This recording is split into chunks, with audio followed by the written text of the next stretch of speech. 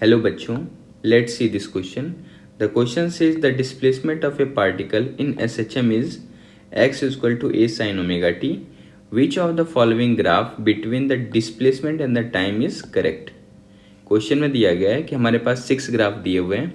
हमें पता करना है कि कौन सा ग्राफ है जो x equal to a sin omega t, जो SHM का इक्वेशन है, उसे सेटिस्फाई कर रहा हो.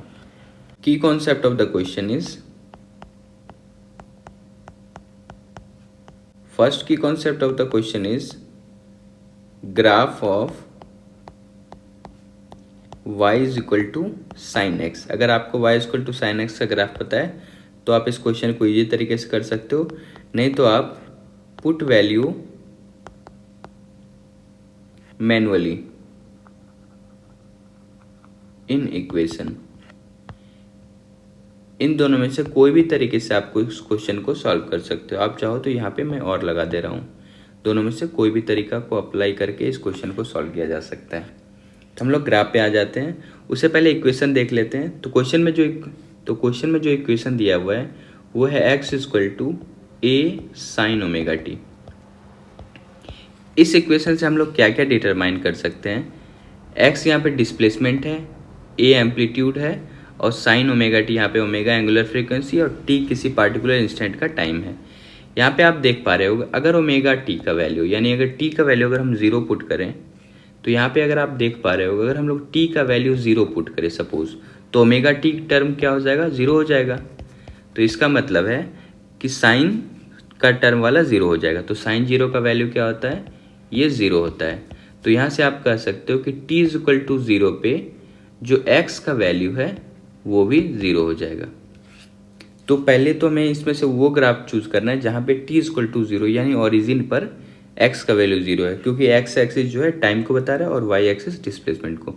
दूसरा हम लोग क्या देख सकते हैं कि अगर ओमेगा टी का वैल्यू अगर 0 से लेकर 0 से बड़ा हो और पाई तक हो, 0 टू पाई तक अगर आप लेते हो, तो इस कंडीशन में जो x का वैल्यू क्या आएगा, जो x का वैल्यू है वो पॉजिटिव आएगा.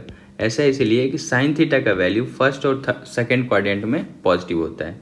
और वैसे ही अगर ओमेगा टी का वैल्यू अगर आप पाई से लेकर 2 पाई के बीच में लेते हो तो इस कंडीशन में x का वैल्यू क्या आएगा, निगेटिव आएगा.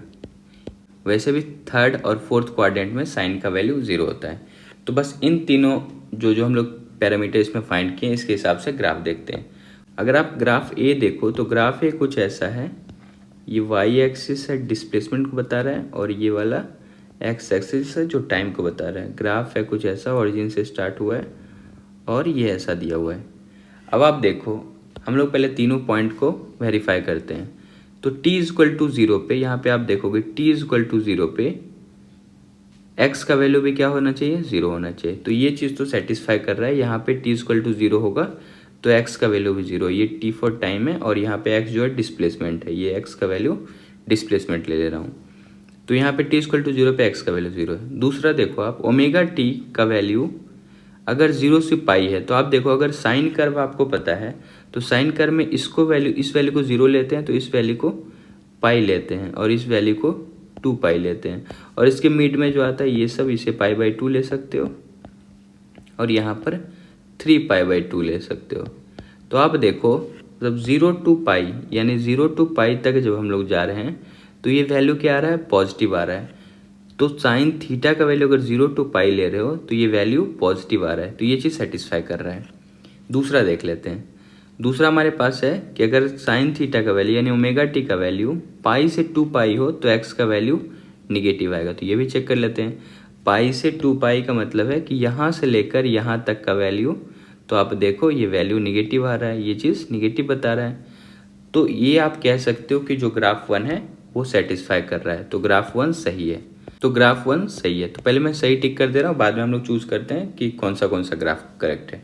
इसके अलावा बी ग्राफ देख लेते हैं. तो मैं नेक्स्ट पेज में ले रहा हूँ. बी ग्राफ कुछ ऐसा है.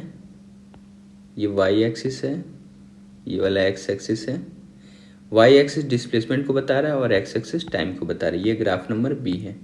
इसका कर्व कुछ इस प्रकार है. ये ऐसे स्टार्ट हुआ है और ये यहाँ पे एंड है.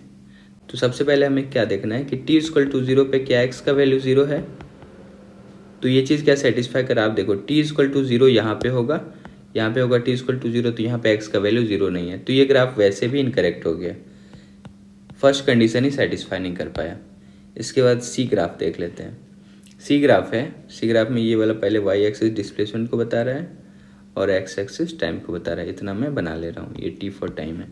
कर्व कुछ इस प्रकार है, कर्व है ये नीचे से स्टार्ट हुआ, ये ऊपर में ख़त्म है। तो सबसे पहले हमें क्या मैच करना है कि t इक्वल टू 0 पे x 0 हो रहा है, तो बिल्कुल यहाँ पे हो रहा है। आप देखो यहाँ पर t इक्वल टू 0 पे x 0। इसके बाद क्या देखना है, ये वैल्यू 0 होता है, ये वैल्यू पाई होता है और ये वैल्यू 2 पाई होता है। तो हमें क्या देखना है कि साइन थीटा का जो वैल्यू अगर 0 टू पाई लोगे तो x का वैल्यू क्या आना चाहिए, पॉजिटिव आना चाहिए। और दूसरा कंडीशन है कि पाई से लेकर 2 पाई के बीच में लोगे तो x का वैल्यू निगेटिव आना चाहिए। तो यहाँ पे आप देखो 0 टू पाई हम लोग ले रहे हैं, तो ये जो x का वैल्यू आ रहा है ये निगेटिव आ जा रहा है, तो ये चीज़ सेटिस्फाई नहीं कर रहा है। 0 टू पाई ले रहे हैं और x का वैल्यू आना चाहिए पॉजिटिव, पर आ जा रहा है निगेटिव, तो आप बोलोगे ये ग्राफ भी इनकरेक्ट हो गया। इसके अलावा डी ग्राफ देखते हैं। तो डी ग्राफ है, ये पहले वाई एक्सिस डिस्प्लेसमेंट है और एक्स एक्सिस टाइम है। जो कर्व है कुछ इस प्रकार है, ये एक्चुअल में यहाँ से स्टार्ट हुआ है और यहाँ पर एंड हुआ है। तो इस ग्राफ में भी हम लोग चेक करते हैं क्या t इक्वल टू 0 पे डिस्प्लेसमेंट 0 है, तो आप देखोगे नहीं, t इक्वल टू 0 पे डिस्प्लेसमेंट ये कुछ वैल्यू आ रहा है, तो ये फर्स्ट कंडीशन ही सेटिस्फाई नहीं कर रहा है, तो ये भी गलत हो गया। इसके बाद ई ग्राफ देखते हैं। ई ग्राफ है, इसमें भी पहले ये वाई एक्सिस डिस्प्लेसमेंट है और एक्स एक्सिस टाइम है, ये टी फॉर टाइम और Y axis for displacement. Curve है कुछ ऐसा है, ये ऊपर से स्टार्ट हो रहा है फिर ऊपर पे ही ऐसे एंड हो जा रहा है। तो यहाँ पे हम लोग पहले चेक करते हैं क्या t इक्वल टू 0 पे x इक्वल टू 0 है, तो बिल्कुल यहाँ पे आप देखोगे t इक्वल टू 0 पे x इक्वल 0 है। उसके बाद क्या देखना है, 0 टू पाई के बीच में जो डिस्प्लेसमेंट का वैल्यू क्या आना चाहिए, पॉजिटिव आना चाहिए। तो आप देखो ये वाला वैल्यू 0 है, यहाँ पे आता है पाई और यहाँ पे आता है 2 पाई, तभी एक साइकिल कंप्लीट हो रहा है। अब देखो 0 टू पाई के बीच में क्या x का वैल्यू पॉजिटिव है, तो बिल्कुल सही है, ये वैल्यू पॉजिटिव है। उसके बाद दूसरा क्या कंडीशन था, पाई से लेकर 2 पाई के बीच में x का वैल्यू आना चाहिए निगेटिव, तो ये भी चेक कर लेते हैं। तो पाई से लेकर 2 पाई यानी यहाँ से लेकर यहाँ तक के वैल्यू में x का वैल्यू आना चाहिए था निगेटिव, पर ये है पॉजिटिव, तो आप बोलोगे ये भी सेटिस्फाई नहीं कर रहा है, तो ई ग्राफ भी इनकरेक्ट हो गया। अब फाइनली लास्ट ग्राफ एफ देख लेते हैं। यहाँ पे फिर से वाई एक्सिस डिस्प्लेसमेंट को बता रहा है और एक्स एक्सिस टाइम को बता रहा है, ये डिस्प्लेसमेंट है। इसका कर्व है, ये यहाँ से स्टार्ट हो रहा है और ये यहाँ पे ही ख़त्म हो जा रहा है, ऐसा है कर्व, ये एफ नंबर में कर्व कुछ ऐसा है।